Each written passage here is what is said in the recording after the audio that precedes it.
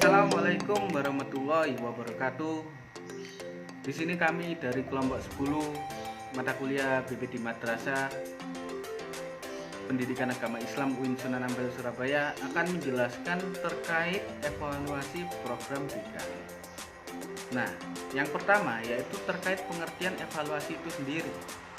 Evaluasi adalah suatu proses pengumpulan informasi data untuk mengetahui tingkat keefektivitasan suatu kegiatan dalam upaya untuk mengambil suatu keputusan.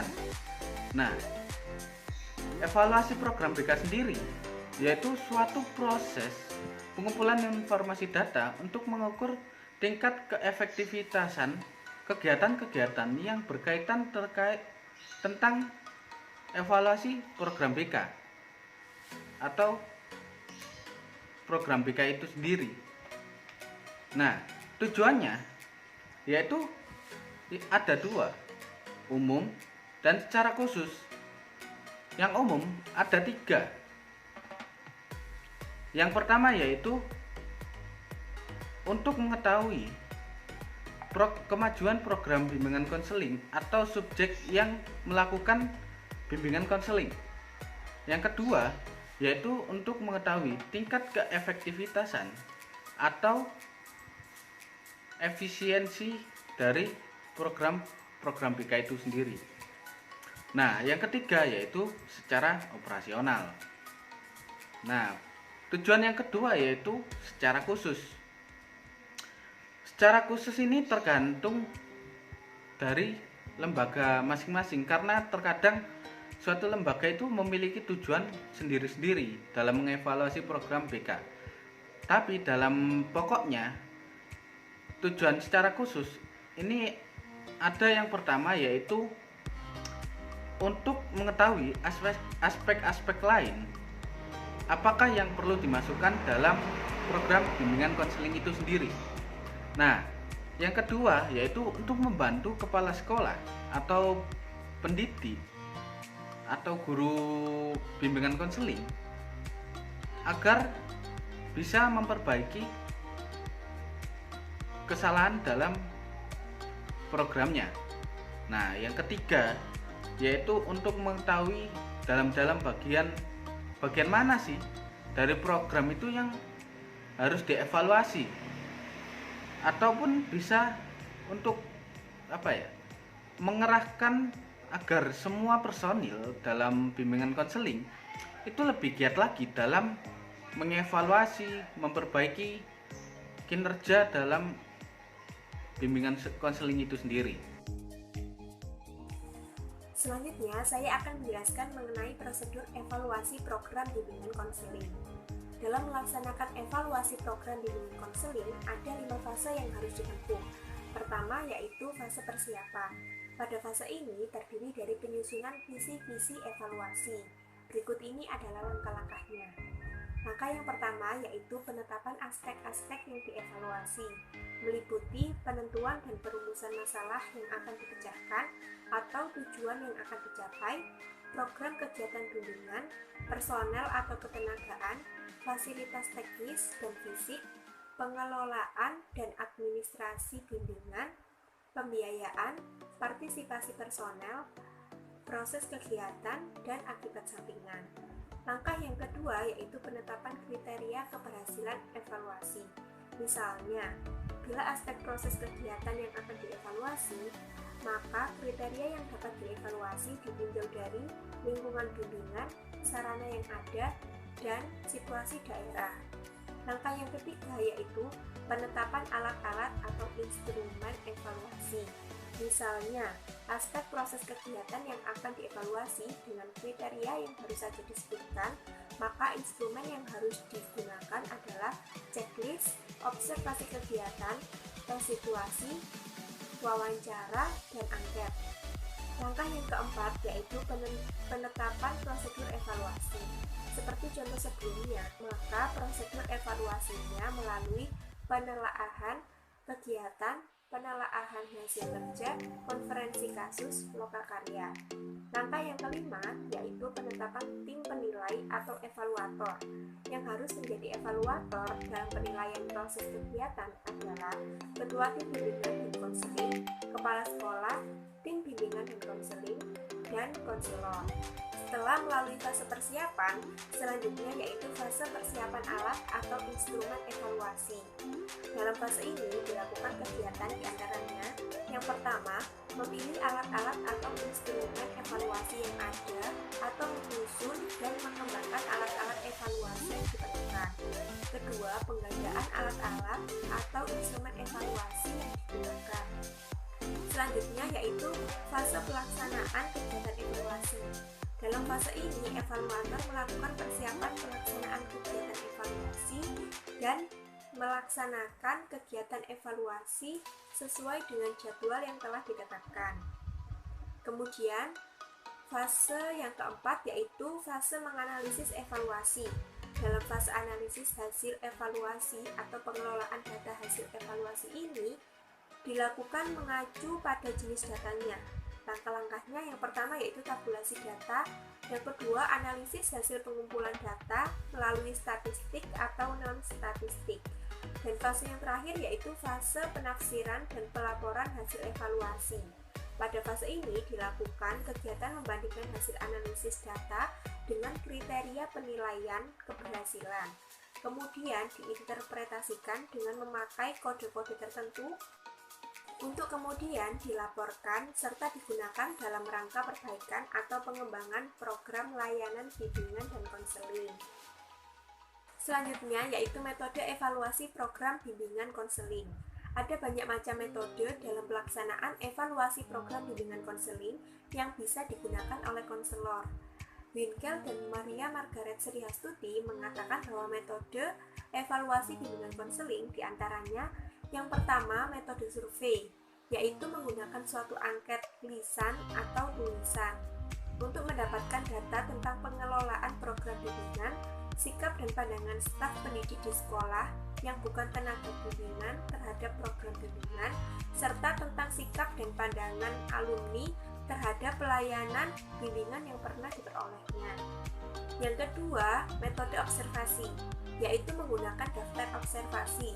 Sebelum melaksanakan observasi, dibutuhkan suatu rencana yang terinci, yang mencakup perilaku-perilaku siswa yang akan diamati, kapan akan diamati, siapa yang akan diamati, akan direkam dengan cara bagaimana, dan akan diberi interpretasi seperti apa. Dengan demikian, perencanaan yang rinci, pembuatan pedoman atau kriteria, dan keterlibatan lebih dari satu orang dalam observasi akan diperoleh data yang lebih terarah, tepat dan objektif. Biasanya metode ini digunakan pada evaluasi informal serta dalam rangka evaluasi produknya. Yang ketiga, metode studi kasus, menggunakan format yang memuat aspek-aspek yang akan dipelajari oleh seseorang. Metode ini digunakan untuk mengumpulkan data mengenai berbagai aspek tentang seorang siswa, menilai arah dan taraf perkembangannya setelah mendapatkan layanan bimbingan. Metode ini cukup banyak memakan waktu, akan tetapi memiliki beberapa keuntungan tertentu. Penekanannya pada perkembangan individu dan perkembangan kepribadiannya. Di samping itu, metode ini banyak manfaatnya bagi konselor dalam mengevaluasi efisiensi dan efektivitas kegiatan-kegiatan bimbingan yang dilaksanakannya. Yang keempat atau terakhir, metode eksperimental, yaitu dimaksudkan untuk mempelajari suatu kelompok atau lebih yang menyangkut apakah tujuan layanan yang diharapkan itu dapat tercapai atau belum, apakah layanan tersebut efektif dan efisien atau tidak. Studi eksperimental perlu menggunakan metode ilmiah yang mencakup suatu penetapan sebelumnya, yaitu pertama, menentukan tujuan dan metode pencapaian tujuan. Yang kedua, pengembangan cara untuk mengukur pencapaian tujuan ini. Yang ketiga, seleksi satu atau beberapa kelompok kontrol dan eksperimen. Yang keempat, proses untuk mengadakan langkah-langkah yang diperlukan untuk mencapai tujuan. Dan yang kelima, pengukuran hasil-hasil eksperimentasi. Selanjutnya saya akan menjelaskan tentang kriteria evaluasi program bimbingan konseling. Kriteria dalam melakukan evaluasi program bimbingan dan konseling mencakup kriteria internal dan kriteria eksternal. Yang pertama, saya akan menjelaskan tentang kriteria internal. Kriteria internal dijabarkan dari dalam rancangan program itu sendiri yang dapat ditinjau dari sudut yang pertama, koherensi atau konsistensi. Baik koherensi antara tujuan dengan penilaian, tujuan dengan pengalaman kegiatan yang telah dilaksanakan, tujuan dengan materi, dan lain-lain. Yang kedua, pengetahuan penempatan resource, yakni mencakup pemilihan staf. Yang ketiga, reaksi pemakai program yang dapat ditinjau dari kepuasan, pencapaian tujuan pribadi, minat, wawasan, dan lain-lain. Yang keempat, reaksi pelaksanaan program, dalam hal ini guru pembimbing atau konselor sekolah yang dapat ditinjau dari sikapnya terhadap program. Cara penerimaan terhadap program, kepuasan, minat, wawasan, kepentingan atau tujuan pribadi, dan lain-lain. Yang kelima, efektivitas penggunaan data.